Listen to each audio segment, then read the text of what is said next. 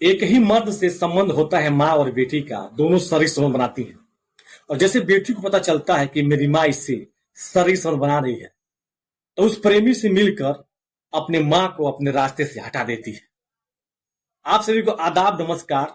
मैं अब्दुल सैफी, जो कि आप देख रहे हैं अब्दुल सैफी सफर। फिर एक बार न्यू कहानी के साथ, और एक कहानी है बिहार का। बिहार में एक शीला नाम की एक लड़की थी। अपने पिता और अपने माता का एक इकलौती लड़की थी, लेकिन वह अनगिनत लड़कों से प्यार करती थी और अलग अलग लड़कों से संबंध बनाती थी। गांव वाले भी बोलते हैं कि आपकी लड़की बहुत डिफाल्टर हो चुकी है, उसको आप लोग शादी कर दीजिए। अब जैसे घर वालों को ये सब पता चलता है, अब शीला के माँ बाप किसी भी तरह से लड़का ढूंढते हैं, मगर लड़का ढूंढते ढूंढते एक 35 साल का लड़का मिलता है, तो शीला को शादी कर देते हैं। शीला अपने घर जाती है। जैसे 1 साल बीतता है, एक लड़की पैदा होती है, और जैसे 2 साल बीतता है, वो अपने पति से झगड़ा, लड़ाई, मार करने लगती है। बस शीला का यही आरोप होता है अपने पति पे कि तुम हमको संतुष्ट नहीं कर पाते हो, तुम हमको शारीरिक सुख नहीं दे पाते हो। जो शीला का पति होता है वो बहुत शरीफ व्यक्ति होता है और बोलता है, शीला तुम ये क्या कर रही हो, मेरी बेटी अब 2 साल के हो गई, गांव के लोग सुनेंगे तो क्या कहेंगे। तो शीला बोलती है, मुझे कुछ नहीं सुनना, मुझे तुम डिवोर्स दे दो, मैं तुम्हारे साथ नहीं रहूंगी। और शीला किसी भी तरह से अपने पति से डिवोर्स ले लेती है और फिर किसी और से शादी कर लेती है, लेकिन शीला अपने बच्चे को नहीं छोड़ती है। फिर वहां पे अच्छे से रहने लगती है, लेकिन फिर जैसे 6 महीने बीतता है, फिर उस मर्द को भी छोड़ देती है। फिर तीसरी शादी करती है, फिर उसके साथ साल भर रहती है, फिर उसको भी लात मार देती है। फिर चौथे शादी करती है, उसके साथ 2 साल रहती है, फिर उसको भी लात मार देती है। इसी तरह से करते करते शीला का हवस के शिकार हो जाती है। और फिर 5वां शादी करती है, उसके भी साथ नहीं रहती है। फिर 6वां शादी करती है, तब तक शीला का जो लड़की होती है वो 12 साल की हो जाती है। फिर अपने पति के साथ 2 साल कैसे कैसे बीतता है, और शीला का लड़की 15 साल की हो जाती है। फिर भी शीला अपने पति से संतुष्ट नहीं रहती है। अब शीला इधर उधर ताकने लगती है, झांकने लगती है। तभी उसके घर के बगल में एक सुनील नाम का एक लड़का था। वो 20 साल का था, जवान था, हट्टा कट्ठा था, पहलवान था। अब उससे भी किसी भी तरह से शीला कांटेक्ट करके उसको अपने जाल में फंसा लेती है और रोज रात में अपने घर बुलाती है और शारीरिक संबंध बनाती है। और वो डेली सुनील रात को आता है और शीला के साथ शारीरिक संबंध बनाता है। फिर कोई काम पड़ता है तो दिन में भी शीला के घर वो सुनील आता है। अब जो शीला का जो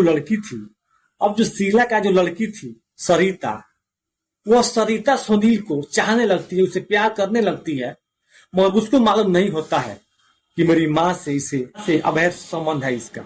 ये सब उसको नहीं मालूम रहता है। अब सरिता सुनील को चाहने लगती है, उसे प्यार करने लगती है, और सुनील भी सरिता से प्यार करने लगता है। दिन में कभी कभी शीला अगर किसी काम से बाहर चली जाती है तो सरिता सुनील को फोन करती है, अपने घर बुलाती है कि मेरी माँ नहीं है। और सुनील जैसे सुनता है वो भागे भागे आता है और सरिता के साथ शारीरिक संबंध बनाता है। वो सुनील माँ बेटी दोनों से शारीरिक संबंध बनाता है। अब एक दिन होता क्या है, शीला कहीं से आई थी, वो थक गई थी। जैसे रात को 10 बजता है, वो सुनील के पास फोन करती है कि सुनील तुम कहाँ हो, आ जाओ और मेरा थकान दूर कर दो। अब सुनील भागे भागे जाता है किसी मेडिकल पे, पावर वाला 2 गोली लेता है और वहीं पे वो गोली खा लेता है। फिर शीला के पास आता है और शीला के साथ संबंध बनाने लगता है। अब शीला जोर से चीखने लगती है, चिल्लाने लगती है, जोर जोर से चीखे निकालने लगती है शीला। अब शीला का जो लड़की थी सरिता, वो सुनती है कि यह चीखे मेरी माँ का है, उसको क्या हो गया। वो धीरे धीरे आती है, दूर से ही देखती है कि मेरी माँ से सुनील शारीरिक संबंध बना रहा है। सरिता यह सब देखकर गुस्से से एकदम भूत हो जाती है। और जैसे सुबह होता है, फिर किसी काम से शीला बाहर चली जाती है। फिर सरिता कॉल करती है, सुनील को अपने घर बुलाती है। अब जैसे सुनील सरिता के घर आता है, अब सरिता सुनील का कॉलर पकड़कर बोलती है, तुम बहुत बड़े घटिया किस्म का आदमी हो, तुम बहुत नीच हो, तुम तो अपने माँ के नहीं छोड़ सकते हो। तो सुनील बोलता है, कि मैंने गलती क्या किया है। तो सरिता बोलती है कि तुम रात में मेरी माँ के साथ शारीरिक संबंध बना रहे थे, मैं सारा देख रही थी। अब सुनील पूरा पोल खोल देता है कि मैं मजबूर हूं। तब सरिता बोलती है कि तुम सुनील या तो मेरी माँ को चुन लो या मुझे चुन लो। अब मन ही मन सुनील सोचता है कि शीला है 45 साल का और सरिता है 15 साल का। तो सुनील बोलता है नहीं सरिता, मैं तुम्हें चुनूंगा। फिर सरिता बोलती है कि तुम फिर ऐसा गलती मेरी माँ के साथ न करना। तो फिर सुनील बोलता है अगर वो कॉल करेगी, हमको बुलाएगी, तो मैं क्या करूंगा, कुछ तो मुझे उपाय बताओ।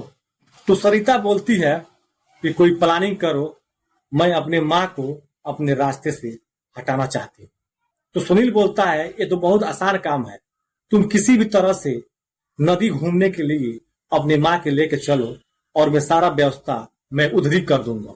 अब जैसे सुबह होता है, शीला से सरिता बोलती है माँ आज मुझे नदी घूमने चलना है, तुम चलो। नहीं तुम नहीं जाओगी तो मैं अकेले जाऊंगी।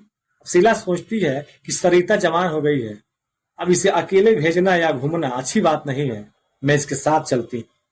अब सरिता अपने माँ को लेके जैसे नदी के पास पहुंचती है, तभी वहां पे सुनील पहुंचता है हाथ में राड लिए हुए, और वहां पे दूर दूर तक कोई नहीं रहता है। सुनील बोलता है सरिता से देखो नदी में पानी तो बहुत ज्यादा है। तभी शीला उधर ताकती है, तभी सुनील राड उठा के शीला के सर पे मारता है। शीला वहीं पे गिर जाती है, जोर जोर से चीखने लगती है और चिल्लाने लगती है। फिर सरिता सुनील के हाथ से राड छीनकर फिर एक राड अपने माँ शीला के सर पे मारती है और शीला वहीं पे दम तोड़ देती है। अब शीला को मारने के बाद सरिता और सुनील उस लाश को उठा के उसी नदी में फेंक देते हैं और फेंक के वहां से भाग जाते हैं। लेकिन कुछ दूरी पे एक मछुआरा था, ये सारा माजरा देख रहा था। तभी वह मछुआरा भागते हुए आया और उस नदी में डुबकी लगा दिया और उस लाश को छान के बाहर निकाल दिया। और वहां पे धीरे धीरे लोग जुटे, वहां पे पुलिस आई और लाश की पहचान हुई, यह यहाँ का है।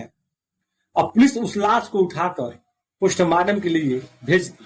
पुलिस शीला के घर पहुंचती है, लेकिन मछुआरा सारा बात पुलिस से बोल दिया रहता है कि एक लड़की और एक लड़का थे, ये दोनों मार के इसको भीगे थे नदी में।